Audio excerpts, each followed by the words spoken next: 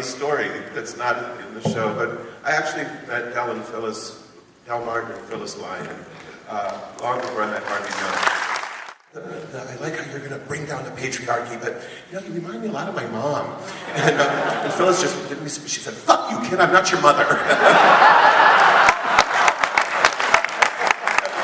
2 weeks ago, I was walking down Market Street, and I passed a restaurant, and I looked in the window, and there was Phyllis Lyon, sitting with a young woman who's taking care of her. She's very, very, very frail. Del passed a few years ago.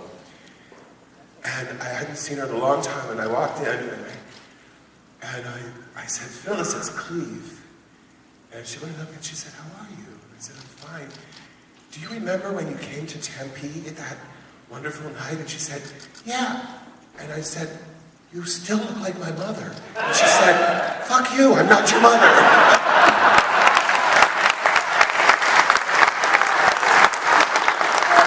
The other thing I want to say is buy my book, okay?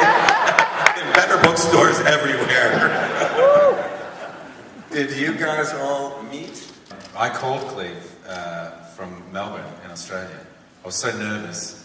I just kept thinking, I hope he's seen Priscilla, I hope he's seen Priscilla. Of course.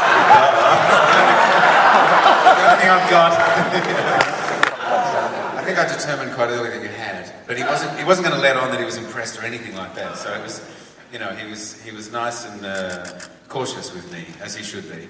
But we had a lovely conversation, and then I came to San Francisco, and we had a lovely dinner together, and then spoke a number of times. But it's an intimidating thing to play anybody, let alone somebody who is a real person and still with us, and obviously somebody as important as Cleve has been through his life and the effect that he's had on everybody.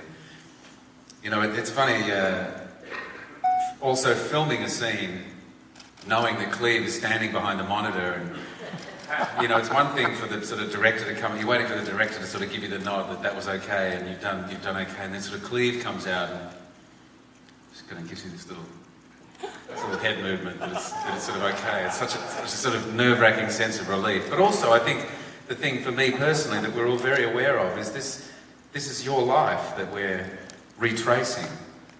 And so, as emotional as it was for me and for any of the actors to delve into this stuff, we're dragging you back through this constantly. So it was a very emotional experience for all of us, particularly being aware that Cleve and Roma and Diane and Ken were there on set with us. It was really an incredible experience. And I'm not sure when you two met each other. Yeah, when I met Cleve, I was 22 at the time, and I had started acting maybe a year and a half ago, and so here I was, this 22-year-old terrified young boy meeting this very intimidating man who's obviously been through much more than I've been through and has dealt with it with, I think, more finesse than I could have.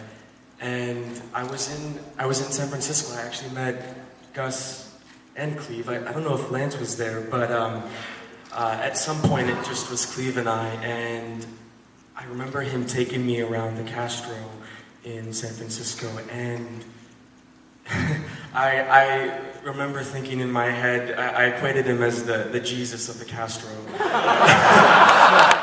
Because I think actually the day that I got there... He kept telling you to say that, didn't he? Jesus of the Castro kid. I'm being paid to say that by Cleve. No, maybe a more fabulous Jesus. It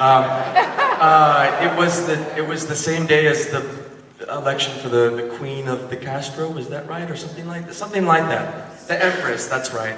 And there were queens all down the street passing out flyers and glamorous and people all down the street, and he was explaining to me, showing me the window that he lived at, that he would put his stereo out and play Till Victory for everyone, and the door where he would walk in to see Harvey, and the blood on the doors around the Castro from some of the riots that happened. And I was so intimidated and terrified, more terrified than I was before to play this role, because I don't know, it was just so much history, so much I didn't know about the time, nor Cleve. And I think now, whether he knows it or not, I feel like I know him intimately because of the story I was able to be a part of.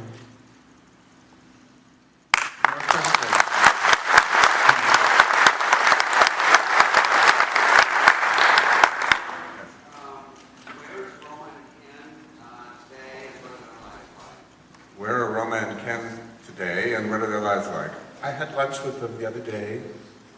They're wonderful. They're still, all of us are still active, and in subsequent episodes you'll get to know Cecilia Chung, who's an amazing trans woman activist on the President's HIV/AIDS Commission. And we're all actually quite close and good friends and still doing the work.